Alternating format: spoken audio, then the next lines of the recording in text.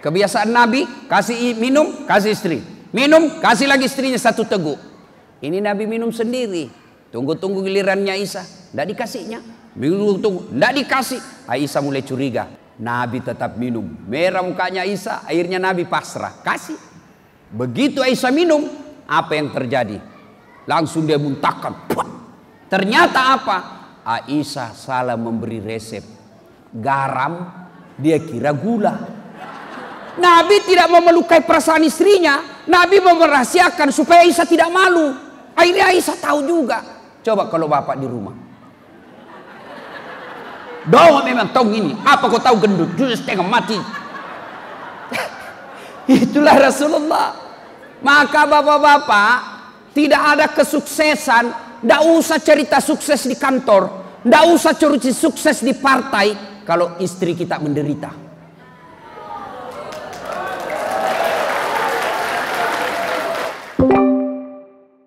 Adakah orang Islam yang mati dalam keadaan tidak beragama Islam? Banyak.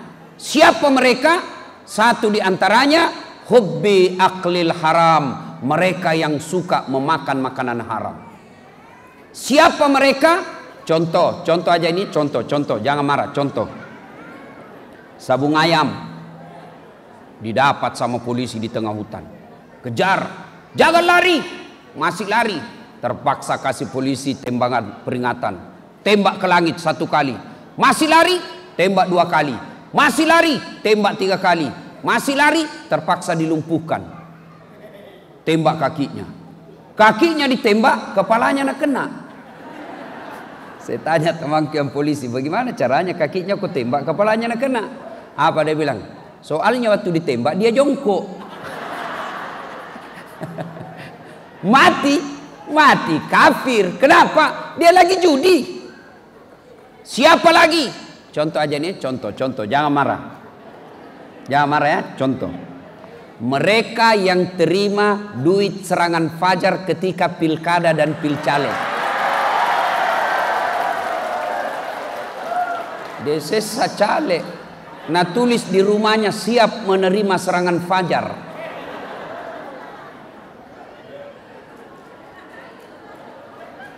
Termasuk anggota DPR yang terpilih karena nyogok. Ada begitu di sini? Ada? Kau salah, kenapa kau pilih dongok? Kau larang orang menyogok tapi kau bilang wani piro. Wa qala idzan. Allah kemudian berfirman, Bismillahirrahmanirrahim.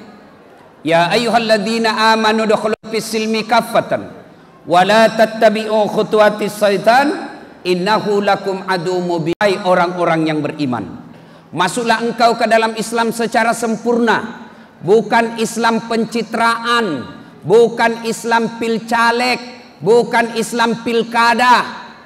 Kemarin di Samarinda ini waktu pilcaleg ada foto yang saya lihat aneh-aneh. Dibawa kepalanya di pinggir jalan, fotonya dibawa kepalanya, baru tulis siap jungkir balik untuk rakyat. Pret. Sekarang yang terpilih jungkir balik mau untuk rakyat.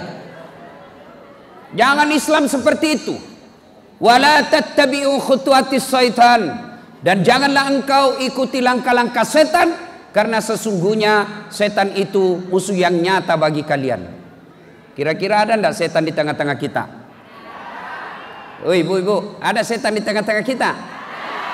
Masa ada? Nah orang lagi ceramah ini. Ada, setannya bukan pocong. Tapi apa setan yang ada di tengah-tengah kita? Bentuknya handphone. Orang sudah ceramah masih sibuk. Setan itu HP-mu. Ceramah sibuk. Ini ibu 55 umurnya siaran langsung tongi di Facebook. Toa kajili-jili. Simpan saya dulu HP ta ibu. Simpan dulu HP ta ibu.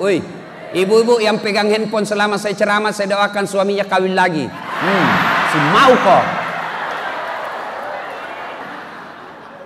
Simpan dulu. Bu. Simpan dulu HP-nya, simpan dulu. Mau sekali dibilang ada HP ini ibu. Malah ada di Makassar, Pak. Saya lagi ceramah. Ini ibu-ibu ngefans betul sama saya. Tapi umurnya 60 nih. Saya lagi ceramah, di depan saya dia duduk. Barusannya ada orang saya ceramai di belakangi saya. Orang biasanya serius, ini dia belakangi saya. Diambil HP-nya, selfie. Baru dia tulis di WhatsApp, latar belakang Dasat Latif. Saya nak jadikan background. Saya bilang, ibu, kau kira kapot bunga?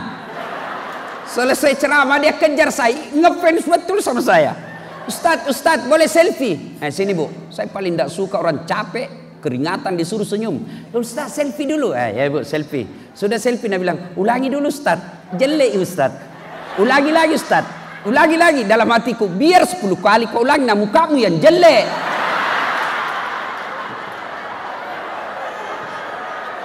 Ada tuh itu biasa. Ada juga kasih gitu bapak-bapak yang sudah pensiun, ketemu smartphone yang handphone canggih, motonya mas selfie, dekatnya nah simpan di muka tak, sehingga kelihatan semua itu lubang hidung. Boleh Pak jauh-jauh sedikit. Simpan dulu HP ya, simpan dulu sebentar ya, sebentar kita ada selfie, simpan dulu. Wa qala idzan, Allah kemudian berfirman, Bismillahirrahmanirrahim.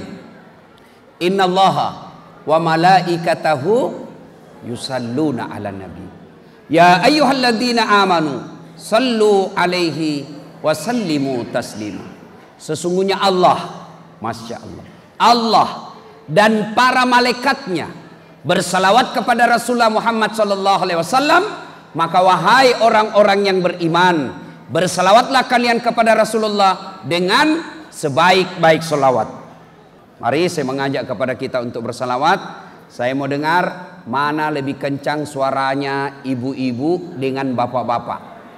Ibu-ibu mau tanding sama bapak-bapak ibu? Nah, yang merasa jenis kelamin laki-laki diam. Kita dengar dulu ibu-ibu. Bisa ibu? Ayo ikut salawat bu. Yuk.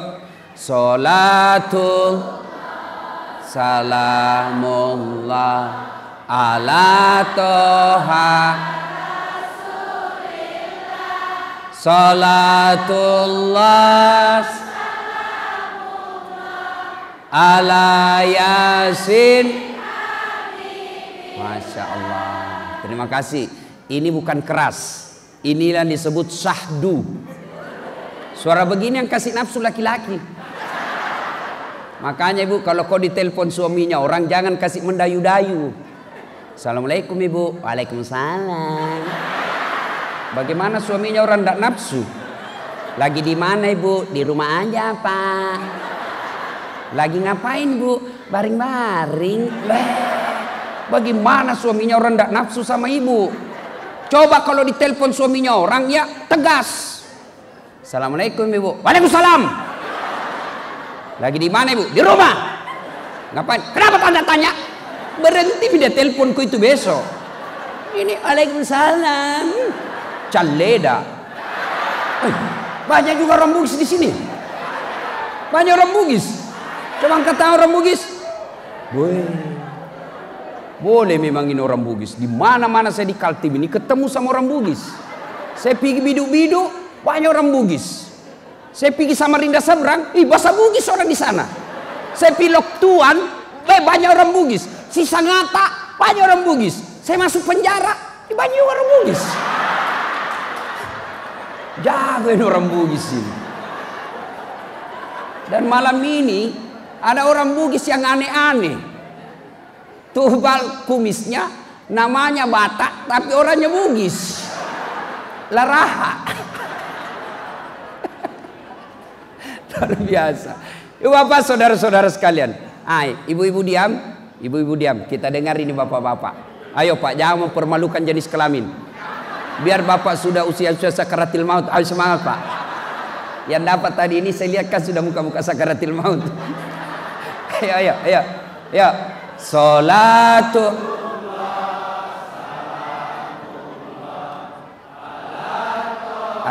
lobe. Ayo keras. Salatullah ala yasin. Masya Allah.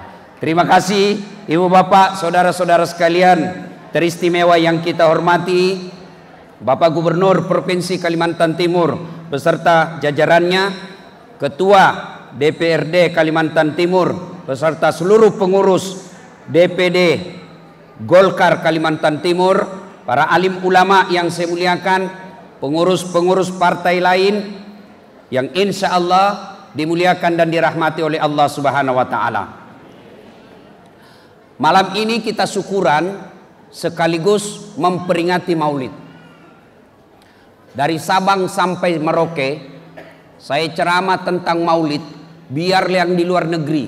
Saya pernah diundang Maulid ke Italia, saya pernah diundang Maulid ke New York, saya pernah diundang Maulid ke Belanda. Semua sama temanya sama. Dengan hikmah Maulid kita mencontoh Nabi dalam kehidupan sehari-hari.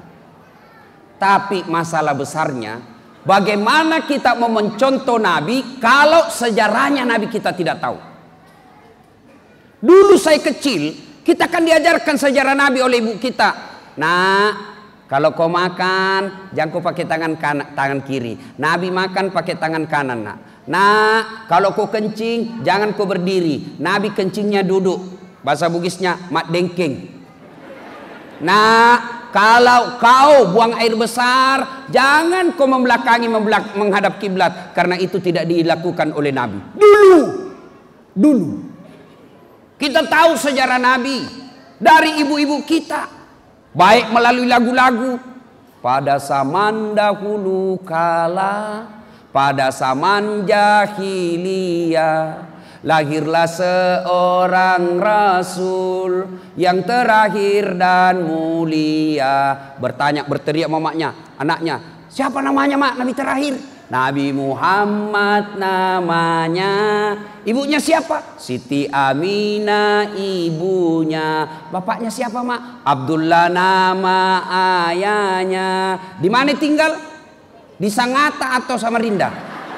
Madinah tempat tinggalnya. Terus kenapa lagi mak? Setelah dewasa diangkat menjadi Rasul. Siapa yang angkat? Ketua DPRD atau gubernur?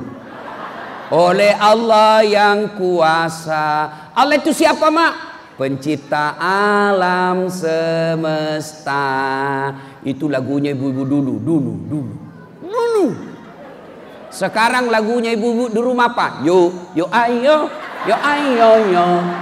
dongo. Jangan ke ibu-ibu. Majelis taklim itu dirinya Nabi bilang, tiap bulan ikut pengajian, seragamnya 4 macam, tiap bulan ikut taklim, tapi masih suka joget-joget di depan suaminya orang. Apa perempuan dilarang olahraga? Tidak, tapi jangan kau campur sama laki-laki. Di depan camatlah dia olahraga. Perempuan di depan, bajunya sempit, roknya sempit, bapak-bapaklah di belakang.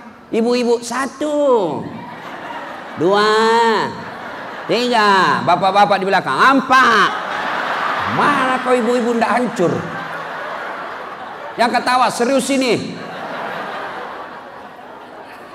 Agustusan macan ledak juga, putar ke kiri la ilaha illallah. Tua pakai jili-jilina. Ibu-ibu dulu kan tidak ada sekolahnya, bukan pengurus partai, bukan anggota DPR, tapi dari kecil dia sejarahnya anaknya dia tahu itu sejarahnya Nabi. Sekarang ibu-ibu, gimana anak kita mau contoh kalau kita tidak pernah cerita kepada Nabi?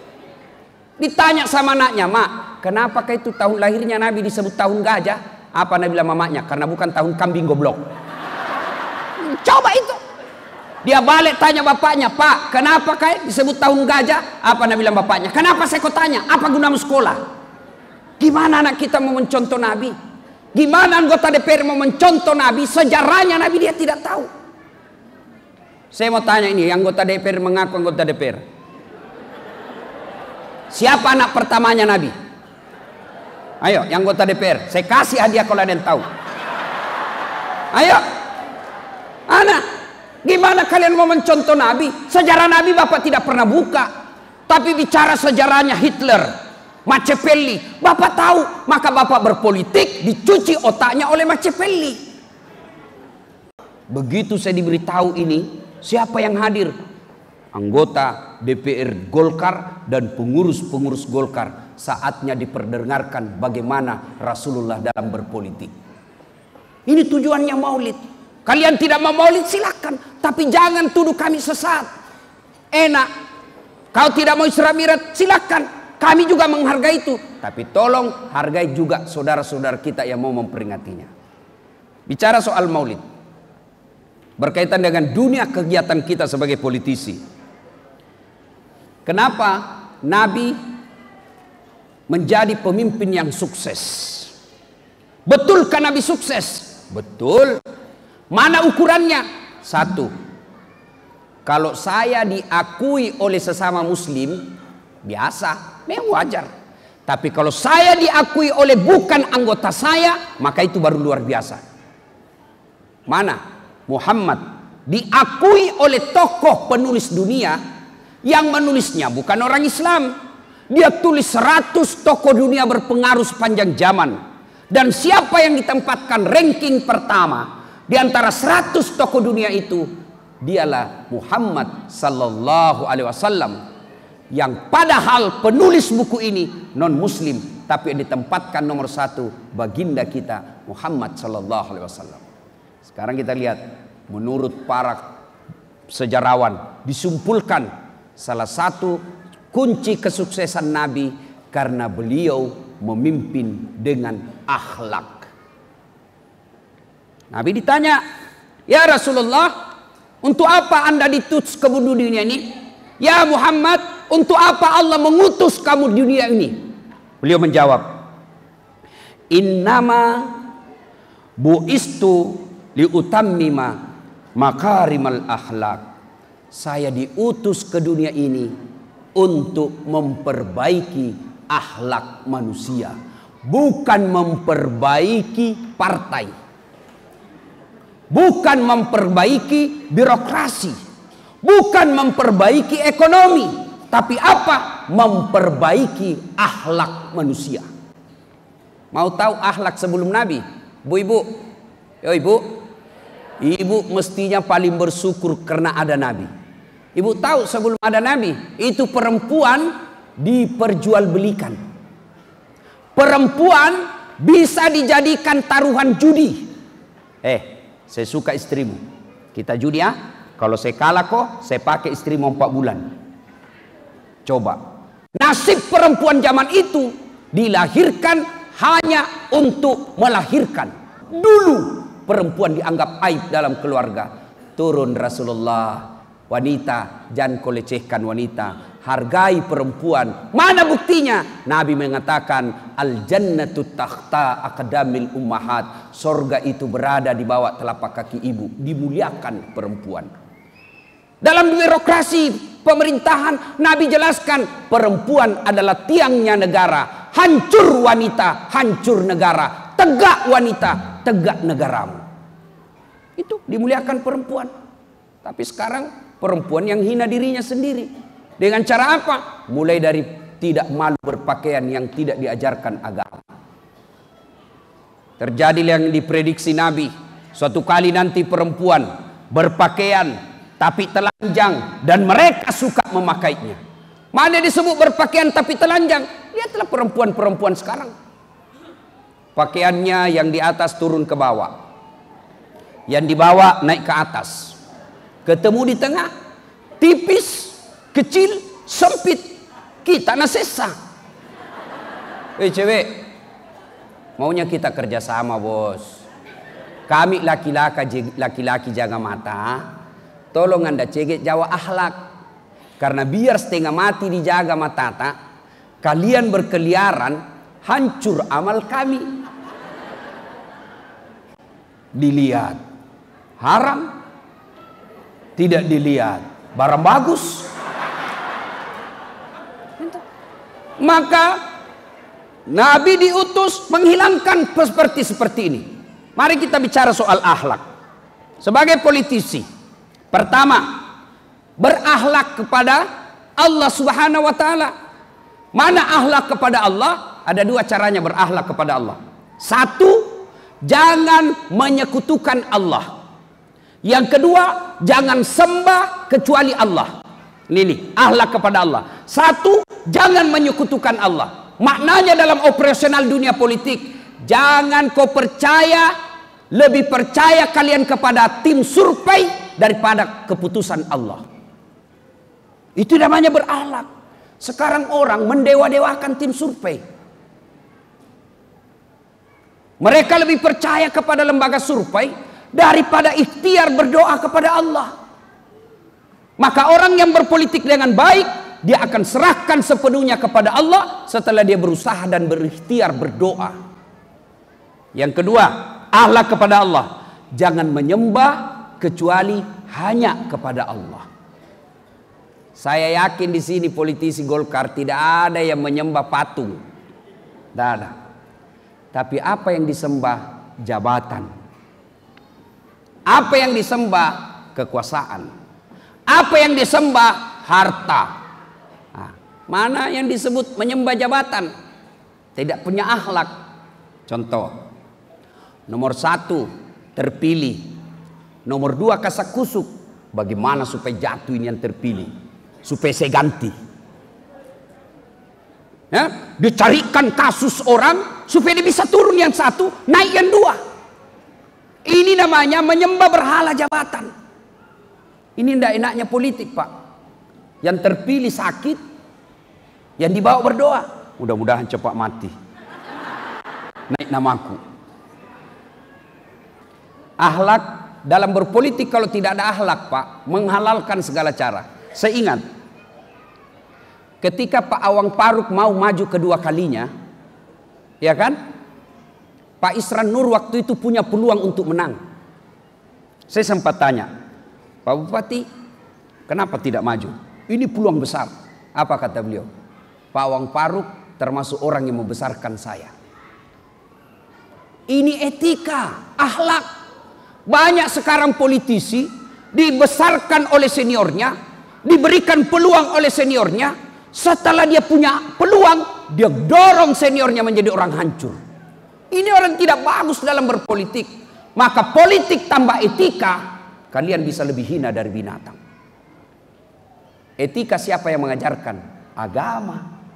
Maka tidak betul ketika kita berkata, jangan bawa-bawa agama ke dalam politik.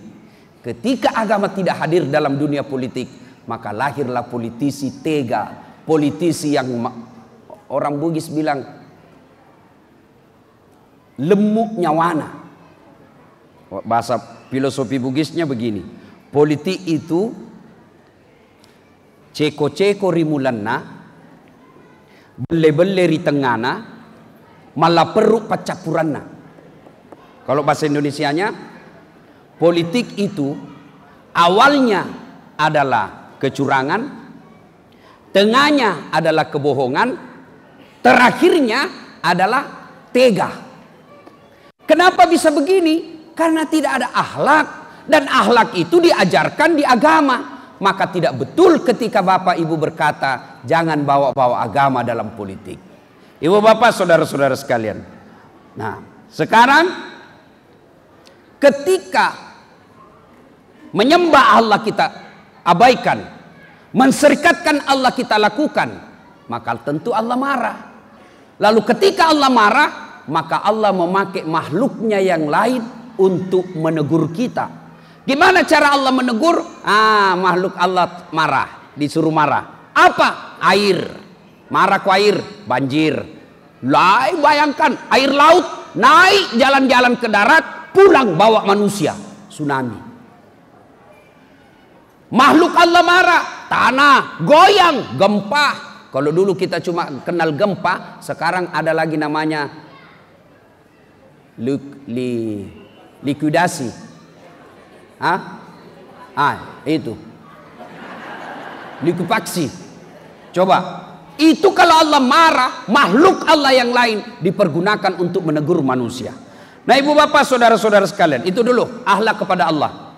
Yang kedua, akhlak kepada sesama. Tidak usah dulu kepada orang lain, kepada keluarga dulu. Mari kita lihat, dengar akhlaknya Nabi kepada istri dulu. Rasulullah Sallallahu Alaihi Wasallam suatu ketika pulang ceramah, kalau kita sekarang begitu ketuk pintu, Assalamualaikum ya Khumairah, tidak ada jawaban. Ketuk 2 kali, tidak ada jawaban. Ketuk 3 kali, tidak ada jawaban. Apakah Nabi tendang pintunya? Tidak. Nabi ambil serbannya, dihamparkan depan pintu. Beliau tidur beralaskan serban, rela kedinginan semalam suntuk. Kenapa? Karena tidak mau mengganggu istrinya yang lagi pulas tidurnya. Pas bangun istri beliau, apakah Nabi marah? Subhanallah. Nabi ambil tangan istri beliau lalu berkata, adindaku sayang, maafkan saya karena saya terlambat pulang tadi malam sehingga saya tidak bisa memberikan kehangatan dalam tidurmu. Masih ada suami seperti ini?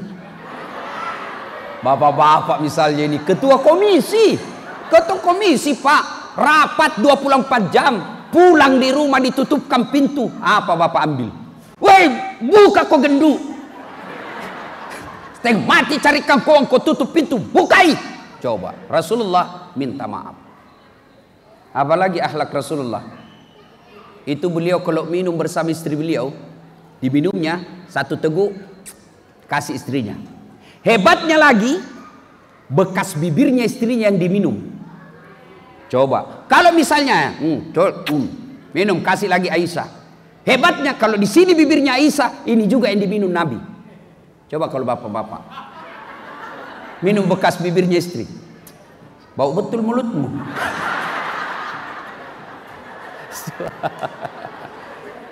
Coba apalagi akhlak Rasulullah. Suatu kali Nabi pulang, kebiasaan Nabi kasih minum, kasih istri, minum, kasih lagi istrinya 1 teguk. Ini Nabi minum sendiri, tunggu-tunggu gilirannya Aisyah, tidak dikasihnya. Minum tunggu, tidak dikasih. Aisyah mulai curiga. Nabi tetap minum, merah mukanya Aisyah. Akhirnya Nabi pasrah, kasih. Begitu Aisyah minum, apa yang terjadi? Langsung dia muntahkan. Ternyata apa? Aisyah salah memberi resep garam, dia kira gula. Nabi tidak mau melukai perasaan istrinya, Nabi mau merahasiakan supaya Aisyah tidak malu. Akhirnya Aisyah tahu juga. Coba kalau bapak di rumah, doa memang tahu ini, apa kau tahu gendut, justru setengah mati. Itulah Rasulullah. Maka bapak-bapak, tidak ada kesuksesan, tidak usah cerita sukses di kantor, tidak usah cerita sukses di partai, kalau istri kita menderita.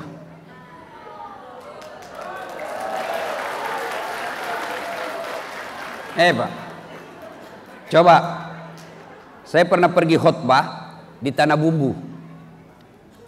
Ada orang datang curhat selesai khutbah, dia pegang paha saya. Ustadz, tolong doakan saya. Kenapa Pak? Saya ini kasihan 4 tahun merantau ke sini. Tahun-tahun pertama sukses betul sampai sekarang. 2 bulan terakhir saya bangkrut. Saya mau pulang kampung, malu pulang meninggalkan utang. Saya mau tinggal dikejar saya sama orang di sini mau dipotong. Tolong doakan saya Ustaz. Saya bilang baik. Saya bilang saya doakan, Bapak tolong jujur. Bagaimana perlakuan Bapak kepada istrinya selama ini? Apa dia bilang? Wah, itu dia Ustaz. Lebih ku sayang istrinya orang daripada istriku. Saya bilang jangan banyak bicara, itu sebabnya. Coba. Ada orang bertahun-tahun cari nafkah, merantau dari Jawa, merantau dari Sulawesi, bertahun-tahun cari nafkah di Kalimantan, banyak duitnya, tapi tidak bisa bahagia. Kenapa? Istrinya dia tipu. Alasan rapat-rapat, ternyata pergi merapat. Kalau istrinya minta uang selalu tidak ada. Tidak ada. Sekalinya teman SMA-nya yang pernah naododo, tanam kode SMS banking. Tidak akan ada kebahagiaan bagi mereka yang mendurhaka istrinya. Tidak akan ada. Coba, Bu Bapak, saudara-saudara sekalian, masih ingat waktu menikah Pak? Bapak masih ingat waktu menikah? Coba dengar kalimatnya waktu kita menikah. Saudara Dasat Latif, saya nikahkan engkau dengan anak gadisku, Naura Siddiqia Nasrun, dengan mahar seperangkat alat sholat tunai karena Allah. Siapa yang kita jadikan jaminan? Siapa yang kita jadikan garansi? Bukan gubernur, bukan ketua partai. Siapa? Allah Subhanahu wa Ta'ala. Lalu pantas ketika kita hianati itu yang kita halalkan atas nama Allah, pantas 30 tahun kita ngurus partai, kok tidak bisa bahagia hidup kita. Kenapa? Karena istri yang setia mendampingi kita, bapak hianati.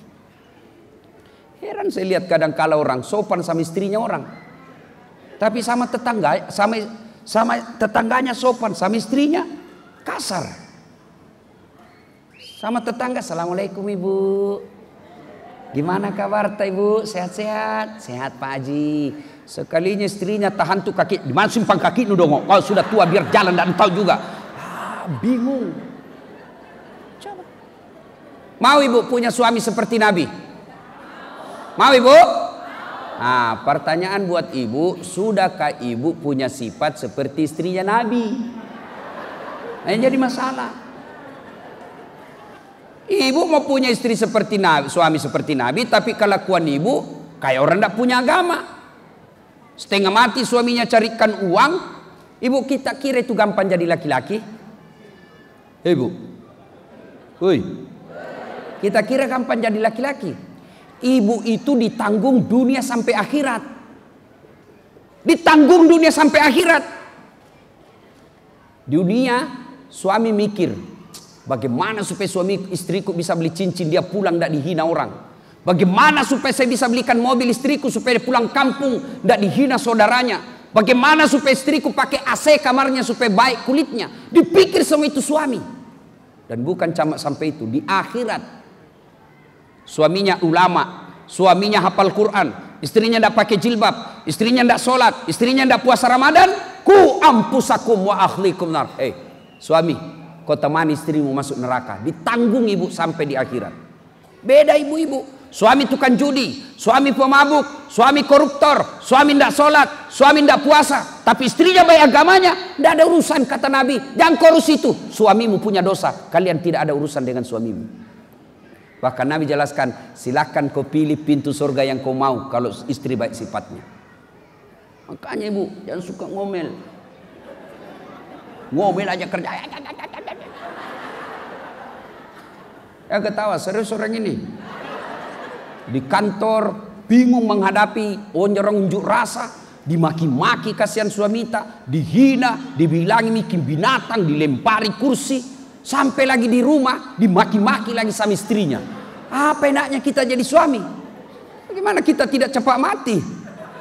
Sampai di rumah kau periksa terus HP-nya suamimu. Bagaimana tidak serangan jantung? Terpaksa kau ditipu. Jujur suamimu marah kok, dibohongi, lebih marah, lebih kita bohong.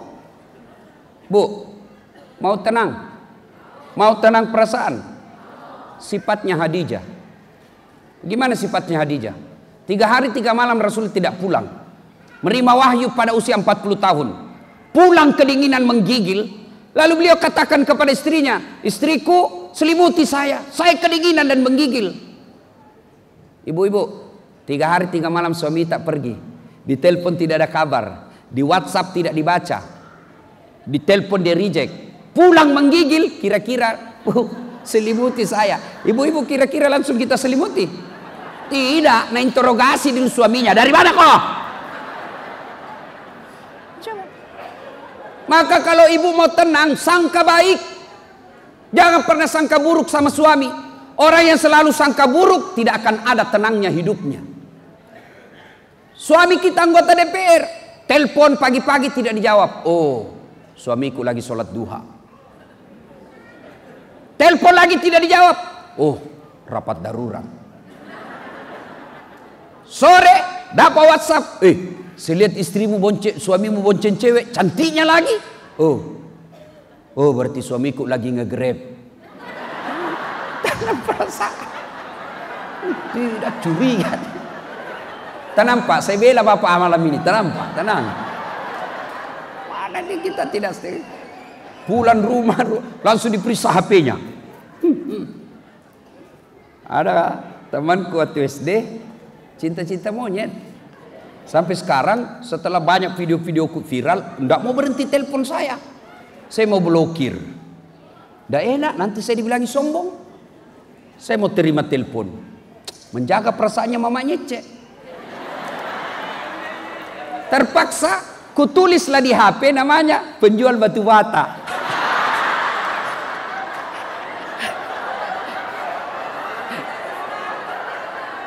Suatu ketika bunyi telepon, dilihat mamanya cek.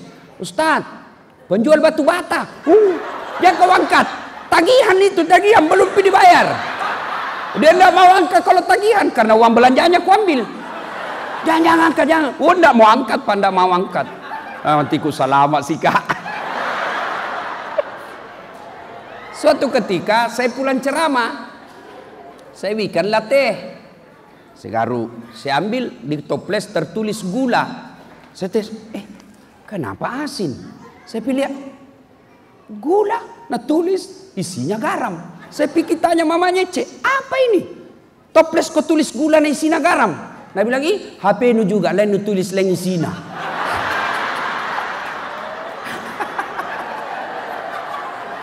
Dapat pakai ilmunya, Bu? Bu,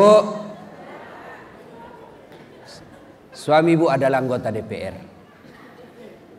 Maka buatlah hatinya tenang.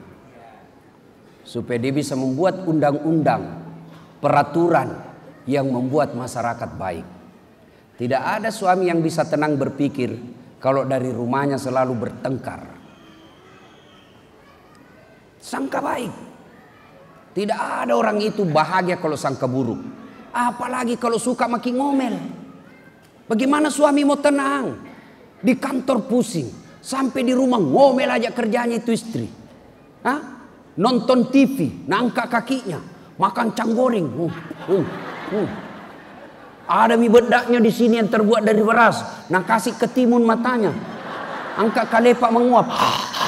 Bagaimana suami kita tidak cepat mati?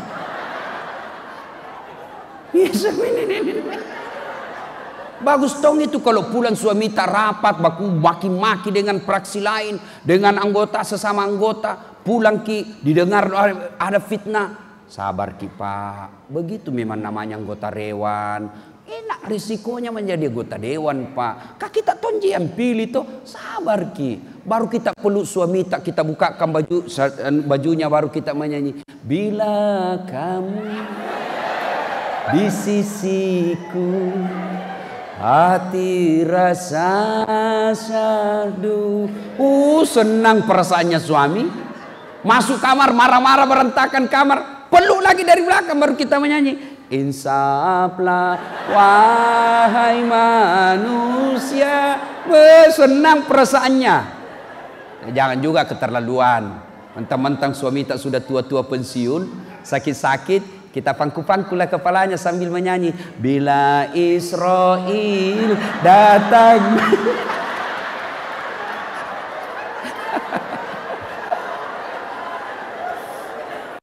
Nah ibu bapak saudara-saudara sekalian. Ayo akhlak kepada suami, akhlak kepada istri. Itu dulu deh. Tidak usah dulu cerita ke orang lain kalau rumah tangga kita tidak tuntas. Yang kedua, akhlak kepada anak. Kadangkala kita ini Pak, mau punya anak yang baik, tapi kita tidak pernah kasih contoh yang baik. Mana yang konkret? Konkret sekali. Awas kok, saya dapat kau merokok, saya tempelin kau. Jangan memang kau merokok, saya dapat kasih makan kau dengan bungkusnya. 20 menit kemudian, nak, kau beli rokok, pret. Gimana kita larang anak tak merokok, baru kita merokok di depannya. Gimana ceritanya? Nah, jangan kau bicara kasar, ku dapat kau bicara kasar, setempelin kau. Setempelin sudah bicara kasar. Heran saya lihat kadang-kala orang tua sopan sama anaknya tetangganya, tapi kurang ajar kalau ngomong sama anaknya. Bu, kasih contoh anak yang baik. Prestasi ibu bukan sekedar jadi anggota DPR. Prestasi bapak bukan sekedar menjadi anggota DPR provinsi atau pusat. Prestasi kita adalah lihat anak kita. Orang tua sekarang bangga kalau anaknya pintar bahasa Inggris. Tapi tidak malu kalau keluar rumah tidak tutup aurat. Bangga kalau anaknya pintar bahasa Jepang. Tapi tidak malu kalau anaknya sudah balik tidak pernah sholat jamaah. Ada orang hebat sekali yang bilang anaknya pintar bahasa Inggris. Apa hebatnya? Nah banyak yang bisa begitu. Masa banyak Ustadz? Kopi di Inggris. Itu anak-anak di Inggris, bahasa Inggris semua Pak. Betul. Memangnya kalau bapak nanti, bapak-bapak sudah meninggal, anak pintar bahasa Inggris, memangnya kalau berdoa nanti anak tadi depan masjid atau di atas kuburan pakai bahasa Inggris? Oh my God, please help me my mother. Apa hebatnya? Yang paling hebat itu kalau anak punya bapak, dia ingatkan bapaknya, Pak, bapak anggota DPR, bapak harus jadi contoh. Malu saya Pak, malu saya anak tak kalau begitu kelakuan tak Pak. Itu baru hebat. Pergi bapaknya di WhatsApp, Pak, saya bangga bapak jadi anggota DPR, tapi saya malu kalau bapak tidak sholat duhur. Saatnya sholat duhur, cari ke masjid. Itu kaya maki Pak. Bapak pernah dapat WhatsApp seperti itu dari anak tak? Paling WhatsAppnya, Pak, habis pulsa. Siapa yang salah? Orang tua. Itulah fungsinya, jangan kasih makan uang haram anak tak. Nabi sudah jelas, kalau kau sering kasih makan uang haram anakmu, jangan pernah berharap anakmu akan baik. Sini fungsinya ibu, sebagai istri anggota DPR, datang suami, Pak, biasanya gajimu cuma 10 juta, ini kok bisa 10 juta 500, dari mana ini 500, halal tidak? Kalau halal masuk, kalau tidak, bapak aja yang mau makan, silahkan makan sendiri. Jangan kasih makan anakku. Itu baru istri yang baik. Bisa ibu? Bisa. 15.000 bisa. 500.000 bisa. 15 juta bengkok mukanya. Sini nih, sebentar tuh.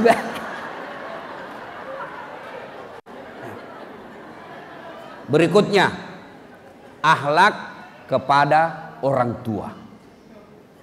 Tuntaskan dulu akhlak kepada suami, istri, anak. Paling penting orang tua, termasuk mertua.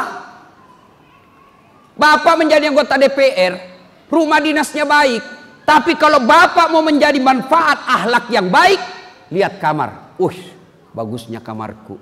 Tapi bagaimana kamarnya orang tuaku di kampung? Jangan sampai kamar kita ber-AC, di dalamnya televisi. Orang tua tak kasihan bekasurnya yang sudah keras karena kapuknya sudah mati. Tidak ada gunanya bapak punya anggota DPR. Muliakan orang tua. Tapi kadang-kala ini anak mau berbuat baik sama orang tuanya, tapi istrinya yang membuat ini kita tidak berbuat baik. Dapat tunjangan dan uang kaget dari kantor. Berkatalah suaminya, Mak, Bu, ini ada kasihan lebih-lebih bonus. Bagaimana kalau kita bawa umrah kasihan di bapak ibu di kampung? Langsung datang istrinya. Apa? Mamamu terus. Itu juga ada anakmu kan? Langsung dia bilang suaminya, terserah kalau begitu. Ada suami begitu di sini? Ada di sini takut sama istrinya? Berhenti Pak jadi laki-laki kalau takut sama istri. Apa mau takut sama istri? Nah gaji tak semua diambil. Belum pindah dia sudah tahu itu kerjasama sama bendahara. Dia bilang, jadi Ustaz tidak takut sama istrimu? Apa mau takut sama istriku? Cuma istriku lebih berani dari saya. Kenapa bapak terlalu takut sama istri? Soalnya kalau dia marah Ustaz, dia kasih pecah piring. Dengar baik-baik ini Pak, ilmu laki-laki. Kalau dia kasih pecah piring itu istri satu, kasih pecah satu lusin. Dia kasih pecah gelas, kasih pecah semua. Kenapa? Piring, gelas boleh dibeli. Harga diri sebagai suami tidak boleh diinjak-injak istri. Takbir! Nah itulah suami yang takut sama istrinya tadi. Bapak saudara-saudara sekalian, Pak, jangan pernah menunda kebaikan karena takut sama istri. Makanya saya bilang sama istriku, begitu selesai saya akad nikah, saya panggil berdua. Dek, boleh marah sama saya, boleh kau maki-maki saya, boleh kau habisi uang, itu rezekimu, boleh apa saja, boleh kau lempar saya, yang penting tidak kena. Boleh kau tutup pintu, yang penting jangan kau kunci. Satu yang tidak boleh, jangan pernah menghina orang tua saya. Anggota DPR ngomong begitu sama istri. Saya jadi anggota DPR karena doa dari ibu saya. Jangan pernah kau hina orang tuaku. Kau hina orang tuaku, keluar dari rumah. Itu namanya anak Pak. Saya belum tentu jodoh sampai akhir Waktu kau dikubur belum tentu kita jodoh. Jodoh ada di tangan Tuhan. Belum tentu saya jodoh sampai ajalku. Tapi orang tuaku, biar kau cuci seluruh air yang ada di dalam diriku ini. Kau cuci seluruh laut yang ada darah dalam dagingku itu. Tidak akan pernah menghilangkan darah daging orang tuaku. Itu Pak. Dan sampai Bapak jadi anggota DPR berdosa sama orang tua karena takut sama istri. Ibu jangan juga membuat suami takut. Ya, akhlak. Berikutnya, akhlak kepada sesama. Sosial kemasyarakatan. Bicara soal akhlak sosial kemasyarakatan, belajar dari sholat jamaah. Coba dari sholat jamaah Pak. Ada imam, ada makmum. Itu akhlak berjamaah Pak. Jadi imam, tidak boleh sembarang Pak. Ajaran, fikih, sholat jamaah, mengatur. Imam itu tidak sembarang. Kenapa? Syarat jadi imam, satu. Yang paling alim. Berarti kalau dalam sosial kemasyarakatan memilih pemimpin cari yang cerdas. Tapi yang lebih penting dari cerdas adalah benar. Biar dia cerdas, kalau tidak benar hancur itu Pak. Dia sama-sama alim, sama-sama fasih. Maka kata Nabi, pilih yang paling senior. Sama-sama paling senior, sama-sama alim, sama-sama fasih. Maka alternatif terakhirnya kata Nabi, pilih yang paling lama tinggal di tempat itu. Kalau ini dipilih kriteria memilih ketua partai Pak, tidak ada ribut, tidak ada partai tandingan, tidak aja pakai kriteria aman dalam berpartai. Ibu bapak saudara-saudara sekalian yang saya muliakan, berikutnya lagi akhlak kepada non muslim. Bagaimana agama mengajarkan kita akhlak kepada non muslim? Coba lihat pelajaran yang diajarkan Rasulullah, luar biasa. Di Madinah ada tunanetra pasar, selalu berteriak-teriak. Tunanetra orang Yahudi, minoritas waktu itu. Apa dia teriak-teriak? Jangan kau dekati Muhammad, jangan percaya Muhammad, jangan kau dekati dia. Kalau kau didekati kena kau sihirnya. Jangan kau dengar bicaranya, pembohong. Tiap hari dia begitu. Wafat Rasulullah. Suatu kali datanglah Abu Bakar bertanya kepada istri Nabi yang tak lain adalah anaknya Abu Bakar, Aisyah. Aisyah, apa kebiasaan Rasulullah yang belum pernah saya lakukan? Kata Aisyah, itu ada tunanetra di pasar, orang Yahudi. Tiap hari Rasulullah datang memberi makan. Datanglah Abu Bakar, dia suap itu tunanetra. Begitu disuap, ditepis tangannya. Hei, kata tunanetra, siapa kamu? Ini bukan orang yang selama ini menyuapi saya. Siapa kamu? Kalau yang suap saya selama ini halus caranya, dia pisahkan mana yang tua, mana yang muda, mana yang ada batu-batunya, lembut sekali caranya. Siapa kamu? Abu Bakar lalu berkata, betul, bukan yang menyuapi kamu selama ini. Saya sahabatnya yang menyuapi kamu selama ini. Lalu tunanetra ini berkata, siapa dia? Dialah Muhammad sallallahu alaihi wasallam yang 3 hari yang lalu wafat menghuduk Allah Subhanahu wa taala. Menangis ini orang Yahudi. Ternyata dialah yang selalu dia teriaki, tukang tipu, pembohong. Ternyata dialah Muhammad yang selalu menyuapinya. Coba.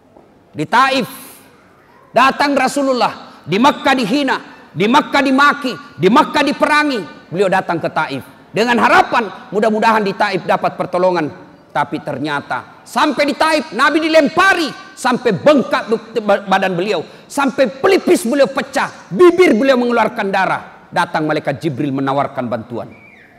Kira-kira kalau bapak-bapak disambit dilempari satu kampung, tiba-tiba datang dandim, bagaimana Ustaz? Kalau saya ratakan. Tapi apa jawaban Nabi? Jibril datang, ya Muhammad, keterlaluan nih orang Taif. Itu Jibril, kalau ada yang menyakiti Nabi langsung muncul. Dan munculnya Jibril seperti itu iklan yang di televisi. Wani Piro. Dan langsung muncul. Ya Muhammad, keterlaluan sudah ini orang Taif. Saya diberi amanah oleh Allah. Saya diberikan kekuasaan oleh Allah. Hancurkan mereka kalau dia mau. Kalau kau mau ya Muhammad. Apa jawaban Nabi? Jibril, kalau Allah ingin mendengarkan doaku hari ini, saya hanya berdoa kepada Allah. Ya Allah, rahmati ini orang Taif. Mereka begini karena dia tidak tahu apa yang saya bawa buat mereka. Terbukti Pak, saya sudah keliling-keliling Saudi, Taif, salah satu provinsi, Masya Allah lembut tutur katanya masyarakatnya. Yang hebatnya subhanallah, Taif itu kurang lebih seperti Bogor, sejuk, dingin, berembun, padang pasir. Itulah akibat dari doanya Rasulullah, didoakan warga Taif agar dirahmati tanah-tanahnya. Itulah Rasulullah. Bayangkan, diusir dari Mekah, dimaki, pindah hijrah ke Madinah. Setelah Nabi punya pasukan gagah berani, berhasil menaklukkan Ka'bah, namanya Fathul Makkah, ditaklukkan Makkah, Abu Sufyan, matilah kita. Semua orang-orang yang pernah menghina Nabi, semua orang yang pernah melempari Nabi, sembunyi dalam rumahnya, membalas mi Muhammad, membalas mi Muhammad. Tapi apa kata Nabi? Pidatonya Nabi, saudara-saudara sekalian, yang mau bekerja sama dan tidak memerangi kami lindungi kalian. Tapi kalau kalian mengganggu kami perangi kalian. Subhanallah. Dengar, akhlak sebaik-baiknya adalah sedekah, bersedekah. Gimana Rasulullah soal sedekah? Beliau lagi duduk-duduk bersama Umar bin Khattab. Tiba-tiba datang fakir miskin, ya Rasulullah, sedekahi saya. Nabi kasih sedekah beberapa dirham. Besok datang lagi, ya Rasulullah, sedekahi saya. Kasih lagi. Hari sampai 10 hari datang, kasih lagi. Hari ke-11 datang, tidak ada duitnya Nabi. Lalu Nabi mengambil bajunya yang paling baik, diberikan kepada orang itu. Ditegur sama Umar, ya Rasulullah, talewa-lewan, jangan lagi 10 hari ini. Datang-datang terus. Sama juga kita tim sukses tak? Tidak pernah berhenti bawa proposal. Bawa proposal. Ya sabar kita. Lalu Umar berkata, ya Rasulullah, sudah keterlaluan. Jangan sampai. Kenapa? Nabi sudah dikasih baju, masih datang. Akhirnya Nabi berutang. Pinjam duit, kasih dia. Ada orang Ansor menegur Nabi. Negur Nabi, ya Rasulullah, jangan keterlaluan begitu. Bersedekah sampai berutang. Lalu Nabi menjawab, itu adalah perintah dari Allah Subhanahu wa taala yang saya harus lakukan. Coba sedekahlah Pak sebagai anggota DPR. Tapi anggota DPR sedekahnya bukan duit. Berapa kemampuan Bapak bersedekah? Sedekah Bapak kepada rakyat adalah bikinlah perda yang membuat orang tenang dalam beribadah, tenang dalam belajar, tenang dalam menuntut ilmu, tenang dalam bekerja. Itulah sedekahnya Bapak. Kalau sedekah duit, berapa kemampuan kita? Tapi sedekahlah dengan berpikir bagaimana perda dibuat untuk mensejahterakan rakyat. Tapi bukan perda yang justru memperkaya diri sendiri. Insya Allah itu sedekah. Saya mau tanya, di Kaltim ini Pak, ratusan penghafal Quran. Di Kaltim ini ratusan penceramah Pak, kalau tidak ribuan. Di Kaltim ini ratusan orang kaya. Di Kaltim ini ratusan orang-orang cerdas, profesor, doktor. Tapi jadi anggota DPR provinsi, jumlahnya hanya puluhan. Maka keliru Bapak ketika Allah berikan kesempatan menjadi anggota DPR. Bapak tidak gunakan itu untuk mempercepat Bapak masuk ke dalam surga. Di Kaltim, ulama puluhan. Tapi ketua DPR, gubernur, bupati, ketua DPRD hanya satu di setiap kabupaten dan hanya satu di setiap provinsi. Maka manfaatkan sebaik-baiknya kesempatan itu untuk memudahkan Bapak bertemu dengan Rasulullah di yaumil akhir kelak, minum bersama Rasulullah di telaga Al-Kausar. Ibu bapak saudara-saudara sekalian, makna terpenting dari maulid ini, laqad kana lakum fi rasulillahi uswatun hasanah. Sungguh pada diri Rasulullah itu terdapat contoh teladan sebaik-baik contoh. Apapun profesi dan pekerjaan kita ada pada diri Rasulullah. Sebagai kepala rumah tangga, beliau kepala rumah tangga. Sebagai politisi, beliau adalah pemimpin. Sebagai orang kaya, beliau adalah pengusaha muda pada saatnya. Sebagai tokoh masyarakat, beliau pun orang yang sangat disegani di Mekah pada saat itu, sehingga diberi gelar Al-Amin, yang terpercaya. Pada akhirnya tidak ada gunanya kita dengar maulid setiap tahun apabila tidak ada contoh yang kita bawa pulang untuk kita laksanakan dalam kehidupan sehari-hari. Inilah saja tausiah kita, mudah-mudahan ada manfaat. Terima kasih dan mohon maaf jika ada kata dan kalimat yang tidak berkenan. Jika masih mau mendengar ceramah saya, silahkan nonton Tablik Akbar Damai Indonesiaku TV One setiap hari Sabtu atau Ahad pukul 14.30 sampai selesai. Cuma agak lama menunggu, sekali sepekan baru muncul.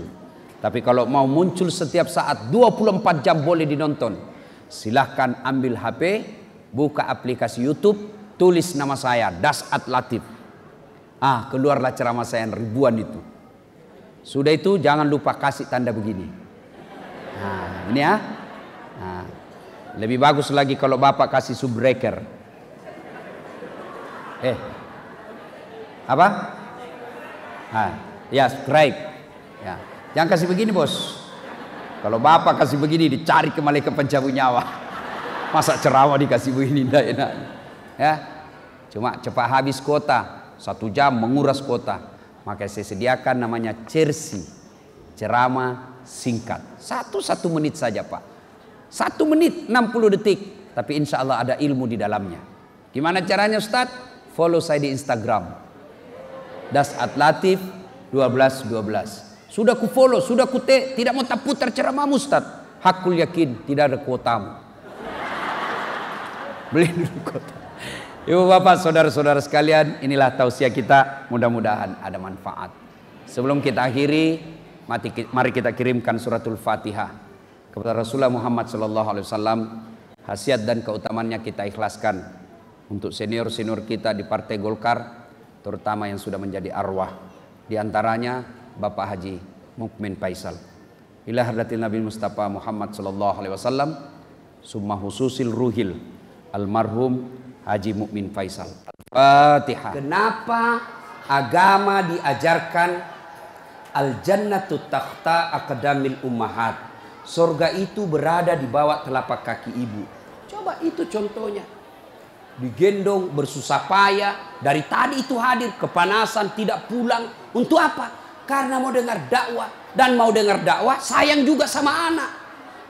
Makanya adik-adik sekalian, ketika Anda durhaka sama ibumu, maka jangankan kau masuk surga, baunya surga diharamkan bagimu.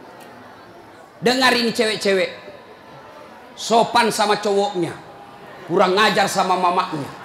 Kalau mamaknya yang kasih tahu, apa sih mama tahu, itu kan dulu. Sekalinya cowoknya aja, iya deh bang, terserah abang aja deh, saya ikut, mana yang baik. Dongo. Tahu dongo? Beleng-beleng. Tahu beleng-beleng? Itulah makanya. Adik-adik sekalian, kalian mau sukses, muliakan orang tuamu. Tidak perlulah kau kursus kiri kanan. Muliakan orang tuamu, Allah yang angkat derajatmu. Itu janji Allah. Biar kau sekolah tinggi-tinggi, tapi kau tidak hargai bapakmu, kau hina orang tuamu, bisa jadi kau dapat kerja, tapi kerjaan yang kau dapat makin jauhkan kau dari agama. Bisa jadi perusahaanmu lancar, tapi perusahaanmu justru menyeret kau masuk gampang neraka. Ada orang tidak cerdas, tidak terlalu berkualitas dirinya, tapi dia muliakan orang tuanya, Allah angkat derajatnya. Maka adik-adik, muliakan orang tua, enak hidupmu. Itu tadi model anak sekolah. Kalau kita model yang sudah punya istri, bagaimana modelnya Ustadz durhakanya? Takut sama istrinya. Dapat rezeki, suaminya bilang, bu, sudah lama kasihan ini nomor antrinya bapak, mau haji tidak dapat-dapat, ini ada kasihan duit, bagaimana kalau kita kasih umroh dulu ibu, bapak kita kasih umroh dulu di kampung. Apa langsung dia bilang istrinya, apa? Bapakmu terus. Apa? Mamamu terus. Langsung dia bilang suaminya, sudah mipalek, terserah kau. Ada begitu di sini? Ada. Beleng-beleng. Apa kamu takut sama istrimu? Nawamu semua dia kau ambil semua. Jangan takut sama istri, Pak. Bapak tidak bakal bahagia dalam hidupmu kalau kau lebih takut sama istrimu untuk membahagiakan orang tuamu. Nah. Makanya hidupmu susah dalam rumah tangga. Kenapa? Istrimu kurang ngajar sama ibumu. Maka bilang sama istrimu, Jangan coba-coba sakiti perasaan ibu saya. Kalau kau lukai perasaan ibu saya bawa kau ke pengadilan agama, saya ceraikan kau baik-baik. Lalu saya bilang sama mamanya istriku di rumah, boleh kau marah-marah sama saya, boleh kau tutup pintu, yang penting tidak kau kunci. Boleh kau lempar kepalaku, yang penting tidak kena. Satu yang tidak boleh, jangan kau pernah hina orang tuaku. Begitu kau hina orang tuaku, wabillahi taufiq wal hidayah, keluar. Begitu dek. Hah? Ada di sini takut sama silang? Jangan pak. Itu yang membuat ibu juga kalau mau bahagia rumah tanggamu, muliakan mertuamu. Datang mertuamu dari kampung, dari Sulawesi Selatan, hormati. Jangan baru duduk mertua dia bilang, kapan ki pulang mak? Bawa dia, kasihan itu orang tua kalau dari kampung, naik dari Parepare, turun di pelabuhan barang, bawa ayam 3 ekor, lepas di terminal 1, nah kejar lagi tuh, bawa pisang, bawa beras, bawa semua dia bawa, kasihan. Padahal anaknya sudah ada kerjanya di papan, dia bawakan itu. Begitu cintanya orang tua kepada anak. Jadi wajar kalau ibu bapak kurang ajar, tidak akan mendapat berkah dalam hidup. Muliakan orang tua ya. Kalau ada yang tanya-tanya, kenapa hidupku susah selama ini? Tidak usah tanya jalan lain. Durhaka sama orang tua. Orang tuaku sudah meninggal Ustaz. Cara berbuat baiknya. 1, doakan. Allahumma gfirli wali walidayya warhamhuma kama rabbayani. Saya heran lihat-lihat kita. Kalau tangannya ulama kita cium bagus. Bagus. Tapi pernahkah bapak perlakukan tangannya ibu seperti itu? Pernahkah bapak perlakukan tangannya orang tua? Saya orang lain, belum tentu saya doakan bapak ikhlas. Doakan saya Ustaz, saya doakan tapi belum tentu saya ikhlas. Kenapa? Saya belum tahu bapak. Tapi kalau orang tuamu yang doakan kamu, pasti ikhlas. Saya tadi kesini ibu saya telepon. Mak, telo doa mau kak mak? Woi, wali doa aku nak. Saya tidak doakan diriku. Kau selalu kudoakan karena kau selalu jalan. Itu ibu. Kalau suami bu, jangan sampai ibu juga berdosa kepada orang tua gara-gara suami. Jangan sampai bapak-bapak berdosa hanya karena istri. Jangan sampai kalian yang masih kecil durhaka sama orang tuamu, maka hidupmu bakal susah. Muliakan orang tua. Doakan. Allahumma gfirli wali walidayya warhamhuma kama rabbayani shaghira. Sudah itu doa lagi, ya Allah ampuni dosanya orang tuaku kalau sudah meninggal. Terima amalnya, lipat gandakan kebaikannya, lapangkan alam kuburnya. Sudah itu saja. Ada rezeki, sedekah. Ada rezeki, sedekahkan. Saya mau terang kuburnya orang tuaku, perbaiki sound sistemnya masjid. Terang itu kuburnya. Saya mau terang kuburnya orang tuaku, kirim pembeli lampu, kasih tahu panitia masjid. Mulai bulan depan saya yang bayar itu masjid lampunya. Jangan ambil uang celengan. Terang itu kuburnya orang tua. Dan demi Allah tidak ada orang bangkrut gara-gara rajin sedekah. Ada yang bangkrut gara-gara sedekah? Mana buktinya? Makin sedekah makin kaya. Rahmat Mas'ud. Coba lihat. Orang datang itu, bos, membayar ke bos. Bos, baju sekolah bos. Bos, istriku melahirkan. Bos, terbakar anuku. Bantu. Tapi mana ada yang bangkrut kalau rajin sedekah? Tidak ada pak. Kenapa bapak ibu miskin? Kalau selalu minta-minta. Berhenti minta-minta, Allah kasih kau kaya. Sedekah. Saya tidak bisa sedekah dengan duit. Sedekah kau dengan tenagamu. Saya tidak bisa sedekah banyak-banyak. Sedekah dengan apa? Lihat itu masjid. Oh, sudah kotor anunya. Apa namanya itu? Kudungnya. Putih bukan, coklat bukan, hitam bukan, kak diam nih. Sudah bawa masjid satu kudung, itu sedekah. Oh, masjid antara masjid dengan toilet jauh, sedekah dengan sandal swallow. Nah curi orang, tidak ada urusan. Itu sedekah. Kita lihat karpet, sudah jelek, sedekah dengan karpet. Insyaallah banyak pahala. Hari Jumat kita kirim air botol gelas ke sana, air gelas ke sana, orang minum itu sedekah. Saya cuma bisa nasi bungkus 10 saya sumbang hari Jumat, itu sedekah. Allah tidak lihat banyaknya, yang penting ikhlas banyak daripada sedikit tidak ikhlas. Sedekah. Serius. Sudah sedikit tidak ikhlas lagi. Mending banyak ikhlas. Iya toh? Panasnya di. Nggak bisa konsentrasi sejenak. Lewat-lewat ketawa itu Kak Bos. Nah, ibu bapak, salah satu sunnah yang dianjurkan Nabi sholat jamaah. Nabi kumpul-kumpul sama sahabat. Ya, enggak apa-apa, enggak apa-apa. Enggak usah kasih, enggak apa-apa Pak. Sedikit lagi, 5 menit lagi. Menunggu orang masjid takwa. Ya, Nabi, saudara-saudara sekalian, kalian yang tetangga dengan masjid wajib datang berjamaah. Bertanya sahabat, mana tetangga masjid ya Rasul? Kanan masjid 40 rumah, depan masjid 40 rumah, belakang masjid 40 rumah, belakang masjid 40 rumah. Itu tetangga masjid. Bubar. Tiba-tiba datang tunanetra. Tahu tunanetra? Tidak melihat. Ya Rasulullah, bagaimana saya? Oh, kau ndain karena kau tidak melihat. Pulang ini. Boleh kau sholat di rumahmu karena kau tidak melihat. Pulang. Belum jauh dipanggil kembali Nabi. Ya fulan, ta'al. Sini kau dulu. Kenapa? Kau dengar azan di masjid. Saya dengar ya Rasul. Ah, kalau begitu kau wajib datang berjamaah di masjid. Zaman Nabi, tunanetra wajib berjamaah karena dia dengar azan di masjid.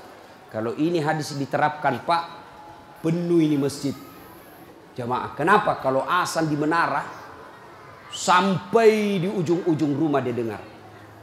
Dan alhamdulillah masjid selalu ramai jamaahnya Pak. Terutama kalau subuh. Penuh. Sampai di luar. Tidak ada di dalam. Yang di dalam orang tua sudah pensiun. Kentara itu kalau subuh orang tua Pak. Bau minyak gosok baru kita masuk pintu. Minyak angin. Minyak gosok. Cap tawon. Tidak ada Bulgari. Orang tua semua di dalam masjid. Kenapa orang malas ke masjid? Satu, karena dia tidak lihat pahalanya. Coba kalau Pak Rahmat Mas'ud umumkan, siapa yang datang sholat berjamaah subuh dapat beras 50 kilo, pembeli pulsa 200.000. Jam 5 sholat subuh, jam 10 malam sudah pesan masjid sampai di luar. Kenapa? Karena dia lihat pahalanya. Yang kedua, kenapa orang malas ke masjid? Karena dia tidak tahu pahalanya. Dengar bapak-bapak ini, terutama kita yang sudah muka-muka sakaratil maut ini, yang sudah tua ya, rajin-rajin ke masjid Pak, berdoa mudah-mudahan bapak lagi sujud ajal menjemput. Apa keutamaan berjamaah di masjid? Satu, kalau hujan basah baju atau kena debu melengket di badan, ke masjid, bajunya yang basah itu melindungi dia nanti di pada masa. Tahu mantel Pak, hujan, kalau hujan pakai payung. Apa tujuan itu payung? Supaya bapak tidak kena air. Supaya ibu tidak kena air kalau pakai baju mantel. Begitulah fungsinya baju yang basah. Ketika bapak ke masjid dan gerimis, basah baju itu. Baju itu bapak yang melindungi bapak agar tidak disentuh api neraka. Sudah. Coba jangan juga salah paham. Teman-teman sudah dengar begini, hujan keras dia buka payungnya. Pergi di jalan. Ah, belen-belen namanya itu. Ya. Apalagi keutamaan berjamaah di masjid? Kata Nabi, kalau kau wudhu dulu, lalu kau datang ke masjid, langkah-langkah kakimu adalah jihad fisabilillah. Melangkah kaki kanan, 1 pahala dicatat. Melangkah kaki kiri, gugur dosa kecil. Jadi kalau 300 rumah masjid, dari rumah tak dari masjid, 300 meter kali 2, 600 meter. Berapa langkah kaki itu bapak dapat? Apalagi kalau bapak jalan begini. Berapa langkah kaki itu? Iya toh.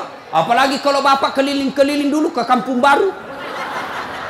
Sampai di sini selesai orang sholat dong. Apalagi keutamaan berjamaah di masjid. Seluruh materi yang kita lewati, pagar, tembok, dinding, aspal, tumbuhan, semua jadi saksi. Dia akan berkata, ya Allah, jangan kau masukkan dia neraka, masukkan dia surga. Saya saksinya. Tanggal 26 November dia datang berjamaah masjid. Saya yang lihat. Itulah sebabnya kalau kita sholat jamaah, kalau kita datang ke masjid, setiap kita sholat sunnah di masjid, 2 rakaat pindah lagi, 2 rakaat pindah lagi. Supaya apa? Tambah banyak saksinya di akhirat kelak. Itulah sebabnya Nabi menganjurkan, kalau kau ke masjid, lain jalan waktu pergi, lain pula jalan waktu pulang. Ini amalkan Pak, amalkan, itu sunnah. Bapak datang masjid dari pintu sana, pulang dari pintu sana. Itu makin banyak saksi di akhirat. Yang keempat, lipat 27 kali. Artinya sekali Bapak sholat di masjid, 27 kali sholat di rumah baru sama pahalanya. Apalagi kalau di masjid ada disebut doa bersama. Mungkin di rumah Bapak susah sholat, mungkin di rumah banyak godaan, mungkin di rumah ibu bingung, ini saya sudah tahiyat atau belum, ini sudah 2 atau 3, ini apa? Kalau di masjid aman, tidak ada kecemasan seperti itu. Nah, itu datang ke masjid. Yang berikutnya yang membuat orang malas ke masjid. Tadi yang ketiga, manajemen masjid tidak bagus. Mana manajemen masjid yang tidak bagus? Selalu disimpan saldo kas. Jangan simpan saldo, Pak. Dengar ini panitia masjid. Bapak kalau simpan saldo kas di masjid, Bapak yang tanggung dosanya, tidak jalan amalnya orang. Saldo kas 80 juta. Jangan simpan.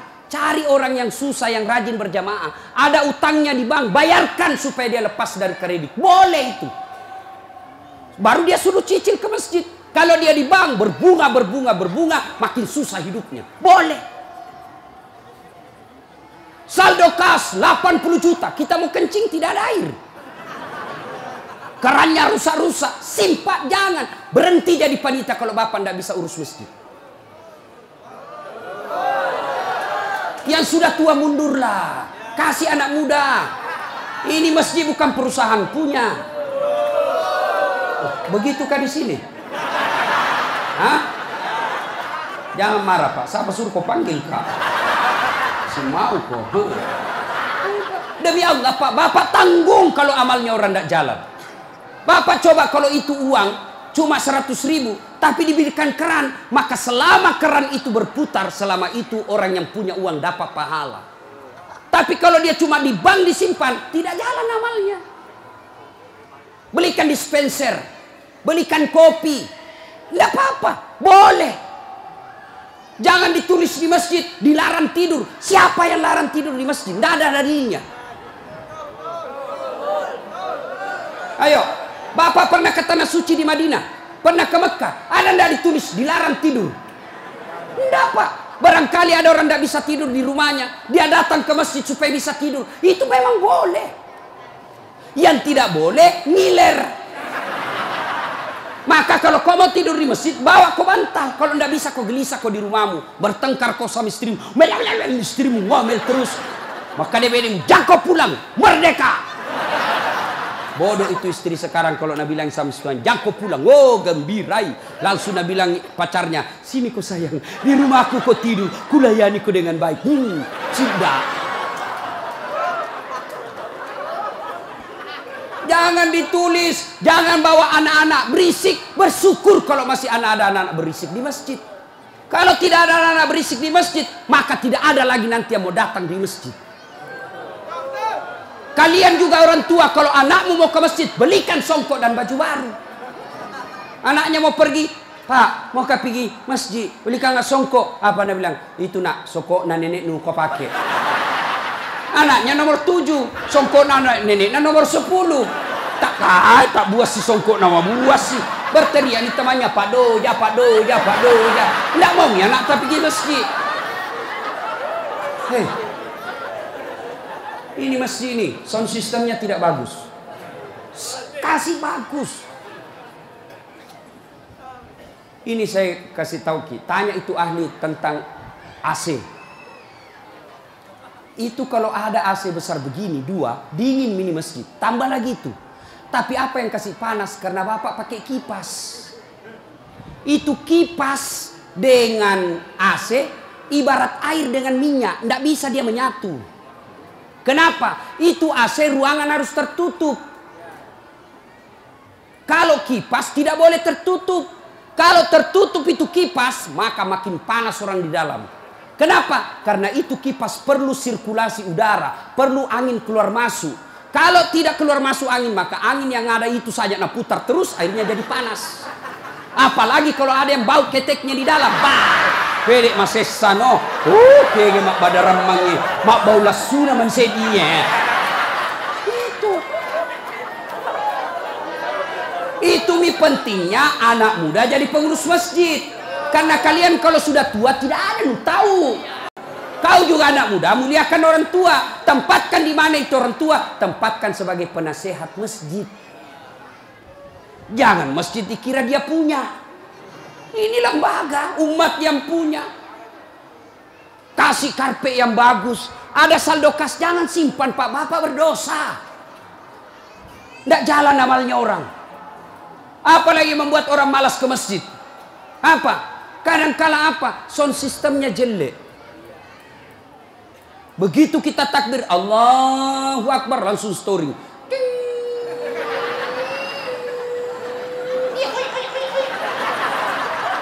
Mau ki perbaiki, sudah maki takbir, terpaksa si tangan ki.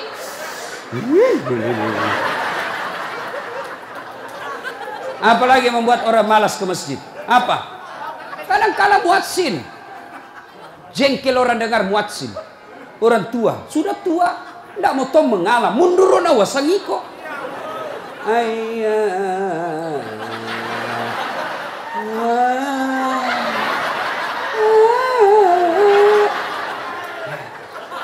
Nah mudah dari iya siro tomato, iya siro.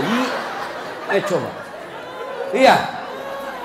Apalah yang membuat orang malas ke masjid? Kadang-kala penceramah.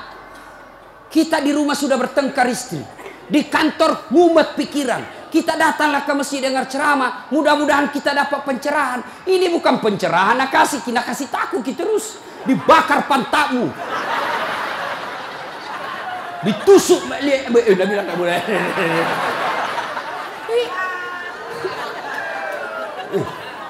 Iya. Apalagi yang kasih malas orang ke masjid. Kadang-kala apa? Imam. Ada juga imam suka sekali baca panjang. Tidak tahu juga apa nak baca. Nagaret memi. Dalin. Al-Fatihah paling nak baca.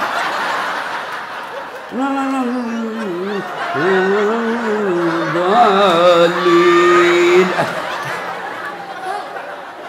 Malam petoni, tidak jelas. Makanya kata Nabi, kalau kau jadi imam, dengar ini Pak Imam.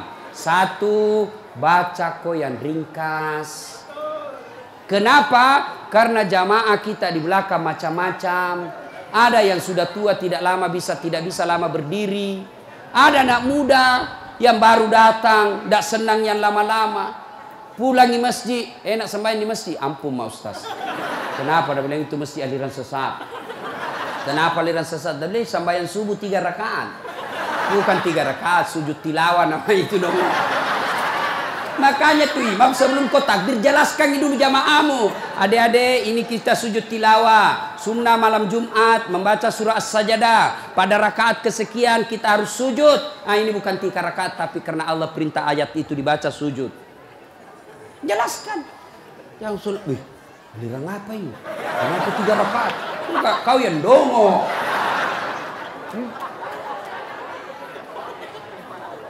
Tidak bisa orang lama-lama di belakang Pak. Mungkin ada orang mati yang ya karena dia tobat usia senja. Tidak bisa lama kasih berdiri. Batena musessa. Nah kena naik lagi kepalanya. Belum bisa selesai. Nah ular, malampir jatuh lagi, naik ular lagi. Ada barangkali di dalam jamaah Satpol PP yang pakai sepatu baru. Lama ku baca, nah lupa simpan baik-baik sepatunya.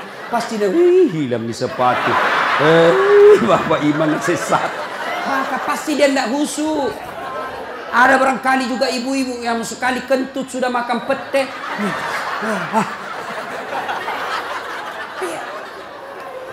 Ya. Yang kedua kata Nabi, kalau kau jadi imam, baca yang umumnya orang hafal. Tujuannya apa Ustaz? Satu, supaya jamaah ikut kalau dia hafal. Coba kalau kita imam baca Al-Fatihah, kita ikut juga toh. Kenapa? Karena kita hafal. Tapi coba imam membaca surah Al-Baqarah ayat 10 sampai 120. Nah, imam sibuk dengan bacanya, kita sibuk dengan hayalan tak. Mau ikut, tidak dihafal. Mau ruku, belum ruku, terpaksa dibaca semua pengumuman masjid. Keadaan keuangan masjid, saldo kas pengeluaran, sumbangan dari haji, dibaca semua. Belum selesai ini sudah dibaca satu palampang ini, satu ini dibaca lagi Persatuan Guru Republik Indonesia. Belum selesai imam dibaca lagi bajunya tim sukses. Rahmat Masud calon wali kota Balikpapan. Semua Pak dibaca. Siapa salah? Imam. Ada ini cerita. Cerita gini, wallahu alam benar atau tidak. Ada penghafal Quran dites bacaannya. Nah, kau imam, kamu dengar bacaan imam lah dia. Dia baca betul yang susah. Hanya dia yang tahu. Tiba-tiba jatuh cicak kepalanya. Tas silang itu stres. Orang stres hilang bacaannya. Apa sambungannya ini ayat? Mau ruku enggak tahu apa sambungannya? Enggak ada tuh bisa bantu. Terpaksa Nabi bilang imam, tolong bantu di belakang. Nabi bilang di belakang, saya juga tidak tahu. Tiba-tiba berteriak anak muda. Dia bilang, kalau begitu ya sudah, ya Allahu Akbar. Siapa salah? Siapa salah? Siapa salah? Ini waktuku kuliah ini, kisah nyata. Waktu saya KKN. Belum Pak jadi ustaz waktu itu. Ada temanku, baru kenal ceritanya ini. Pikir sholat di posko. Dia pakai gamis. Baju baju ustaz sih. Kebenar. Alumni pesantren ini. Ya imam, dia lah imam. Al-Fatihah lancar. Begitu dia baca Al-Kafirun, aku bilang macam apa? Macam apa ini? Wala antum abiduna ma a'bud, wala ana abidum ma abattum, wala antum abiduna ma a'bud, wala ana abidum ma, wala antum abid, wala ana. Jengkel temanku yang anak fakultas sastra. Langsung teriak, Nabi bilang, "Woi, kenapa itu tak putar-putar tidak mau sampai?" Nabi bilang, "Ini imam, ilmi juga kupikir." Kacau salah. Siapa salah? Siapa salah? Imam. Ini waktuku SD di kampung, sembahyang asar. Sujud Pak Imam lama sekali. Apa ini imam lama sekali sujud? Tiba-tiba ada temanku nangkak kepalanya, sembahyang asar tuh. Langsung tidak ada imam. Ternyata imam keluar dari pintu samping. Kacau sholat bubar, tidak ada imam. Selesai sholat ditanya, Pak Imam, kenapa kau tinggalkan saf? Nabi bilang, kentut kanan. Pak Imam, lain kali kalau Bapak Imam kentut, kasih bangun ki dulu supaya dilihat kau pergi. Nabi bilang, ku sengaja nak, karena malu kak kau lihat. Kacau sholat, siapa salah? Siapa salah? Imam. Makanya agama mengajarkan dalam fikih sholat jamaah, hati-hati milih imam. Makmum siapa saja boleh jadi makmum. Mulai orang gila sampai orang sadar boleh jadi makmum. Mulai orang dewasa sampai belum balik boleh jadi makmum. Mulai orang cerdas sampai orang blow on boleh jadi makmum. Imam tidak boleh, hati-hati. Kenapa? Salah imam, kacau sapu. Maka hati-hati. Kalau salah imam, bubar jamaah. 2020 yang akan datang, Balikpapan akan milih imam. Wali kota. Kalau kau salah milih wali kota, sengsara hidupmu. Mengerti maksudku? Mengerti itu? Siapa yang panggil kak? Hah? Ada juga calon wali kota, datangkan artis. Tahu apa ramah ustaz? Kalau artis nak datangkan kibu, terancam kibu. Datang itu artis, kelihatan dadanya, kelihatan pahanya, nak goyang di depannya suami tak. Enggak juga nak kasih lihat kipahanya Pak, nak kasih lihat saja. Dia tu nak pakai teni-teni kipak. Enggak nak kasih pegang, dikasih lihat saja. Cancing-cing. Ada itu Pak Haji menontonnya. Coba kalau ustaz nih, kita dah tahu ini salat jamaah. Itu enaknya kalau calon pemimpin kita yang juga calon pemimpin dekat dengan ulama. Jangan kau musuhi ulama. Yang penting jangan jadi manusia jarum apa itu? Jisamsu. Tahu jisamsu? Janji manis nyatanya palsu. Insya Allah para rahmat tidak begitu. Perlu ini perlu. Dia tanya, Ustadz bagaimana kalau perempuan? Boleh ibu perempuan ke masjid. Tapi tidak dianjurkan. Tapi kalau mau ke masjid, jangan dilarang kata Nabi. Kenapa perempuan dulu tidak dianjurkan ke masjid? Karena dulu tidak aman. Kalau pergi sendiri diculik dan diperkosa dulu. Sekarang di Manggar aman. Siapa mau culik apalagi kalau ibu sudah 60 tahun. Siapa mau culi bu, bikin susah. Ada remaja. Ini ustadz yang ceramah. Tidak pernah saya pondok pak. Tidak pernah saya sekolah pondok. SD sekolah umum, SMP sekolah umum, SMA sekolah umum, sarjana sekolah umum, S2 sekolah umum, S3 sekolah umum. Di mana saya belajar agama? Datang ke masjid. Saya kalau Ramadan dulu zaman SMP dan SMA, saya sudah bermalam di masjid. Waktu itu belum saya tahu apa itu itikaf. Tapi ternyata itulah itikaf, tinggal di masjid. Apa kerjaku? Kalau sudah jam 2 teriaklah saya di masjid. Sahur, sahur, sahur. Kalau ada lebih kue bawa sedikit ke masjid. Kita mau juga buka puasa, mau makan sahur di sini. Cuma ada dulu imam di kampungku aneh-aneh pak. Berteriak ini bilang, jangan pak, jangan pak. Orang kaget semua, ih siapa yang pukul Pak Doja? Oh lari semua orang ke masjid. Jangan pak. Ternyata jam 4. Kacau orang. Sudah itu ditegur, jangan bilang jangan pak. Kaget karena Pak Doja tidak tahu. Nah bilang lagi, sahur, sahur. Sudah jam 3 lewat 60 menit. Ih, cocok tahu aja gampang. Ayo, ibu bapak, saudara-saudara sekalian, kita juga jamaah ada aturannya. Sudah ya? Nah, karena sudah waktu dari tadi saya tunggu, alhamdulillah. Kalau masih mau dengar ceramah, kita pergi rame-rame ke Masjid Taqwa. Kan tidak dibayar gitu. Nah, kita sama-sama lah ke sana. Ini saja tausiah kita, mudah-mudahan ada manfaat.